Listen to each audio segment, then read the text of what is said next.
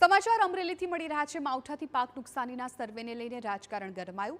ખેડૂતોના ધિરાણ સંપૂર્ણ માફ કરવાની કોંગ્રેસે માંગ કરી। સાધુ સંતો અને ઉદ્યોગપતિઓને ખેડૂતોના સમર્થનમાં આવવા હાંકલ કરી। ઓનલાઈન એપ્લિકેશનથી સર્વે સરકારનું ગતકડું ગણાવ્યું। પાક નુકસાનીના સર્વેને લઈને આપના પણ સરકાર પર પ્રહાર। કમોસમી વરસાદથી ખેડૂતોને પારાવાર નુકસાન થયું તેવું હેમંત ખવાએ કહ્યું। સરકાર સર્વેનો નાટક બંધ કરી તાત્કાલિક ખેડૂતોને સહાય ચૂકવે તેવી માંગ કરી। સહાય નહીં ચૂકવાય તો ખેડૂતોને સાથે રાખીને આંદોલન કરવામાં આવશે તેવી પણ ચીમકી ઉચ્ચારી। સરકારને પણ કહું છું, ચેલેન્જ આપું કે ગૂગલ મેપ નાખો, રસ્તો બતાવશે। રસ્તો કયો બતાવશે? ટૂંકો રસ્તો બતાવશે। ટૂંકા રસ્તામાં રોડ નહીં બતાવે।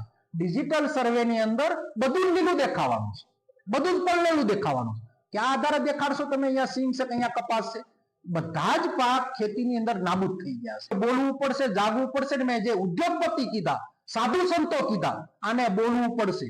એટલા માટે બોલવું પડશે કે આવનાર દિવસોમાં તમારી ઉપરથી વિશ્વાસ પ્રજાને ના ઉડી જાય। ઓનલાઈન ના કરી શકવાના કારણે ગુજરાતભરના હજારો ખેડૂતો સહાયથી વંચિત રહી ગયા હતા। હમણાં જ જ્યારે પંજાબમાં પૂરની સ્થિતિ આવી ત્યારે પંજાબ સરકાર દ્વારા હેક્ટર દીઠ 50,000 રૂપિયા સહાયની જાહેરાત કરવામાં આવી હતી। ગુજરાત સરકાર દ્વારા માત્ર 22,000 રૂપિયા હેક્ટરની સહાય ચૂકવવામાં આવે છે, એ પણ અન્યાયકારી છે। ત્યારે રાજ્ય સરકારે આ અંગે આ વખતે સર્વેના નાટકો બંધ કરીને જે ગામની અંદર વરસાદ છે એ ગામ એકમ ગણી અને સહાય ચૂકવવામાં આવે, અન્યથા ના છૂટકે ખેડૂતોને સાથે રાખી અને આંદોલન કરવાની ફરજ પડશે। કોંગ્રેસના સામે ભાજપના વળતા પ્રહાર। કોંગ્રેસના નેતાઓ શાંતિ ડહોળવાનો કરી રહ્યા છે પ્રયાસ। કોંગ્રેસ અરાજકતા ફેલાવવાનો પ્રયાસ કરી રહી હોવાનો છે આક્ષેપ। કોંગ્રેસે ખેડૂતો માટે કંઈ કર્યું નથી એટલે તેમને અંદાજો નથી। પાક નુકસાનીમાં કોંગ્રેસ 50%એ પણ સહાય નહોતી કરતી। ભાજપના શાસનમાં 33% નુકસાનીમાં પણ સહાય અપાય છે। અગાઉ કોંગ્રેસ હોળી પછી ખેડૂતોને ચૂકવણી કરતી હતી। ભાજપની સરકારે જણસની ખરીદીમાં યોગ્ય વધારો કર્યો। તાજેતરમાં જ 900 કરોડથી વધુનું પેકેજ સરકારે આપ્યું છે। ખેડૂતોને તમામ પ્રકારની મદદ થાય તેવા પ્રયાસો હાલ ચાલુ છે।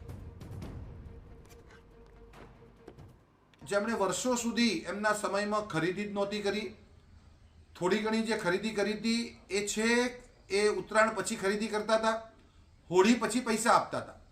આ વાત રાજકીય નથી કરતો, હું ચેલેન્જ કરું છું કે આ તારીખો સાથે આ વિગતો રજૂ કરવાની અમારી તૈયારી છે। તો વર્ષો સુધી આપત્તિ વ્યવસ્થાપનમાં પણ જેમણે માત્ર 1 હેક્ટરની જ રકમની સહાય આપી છે, એની રકમ પણ 4,500 જેટલી પ્રતિ હેક્ટર હતી। ભારતીય જનતા પાર્ટીની સરકારે એ રકમમાં પણ 4 ગણો વધારો કર્યો છે, એના વિસ્તારમાં પણ ડબલ વધારો કર્યો છે। હવે 1 હેક્ટરના બદલે 2 હેક્ટરની આપે છે।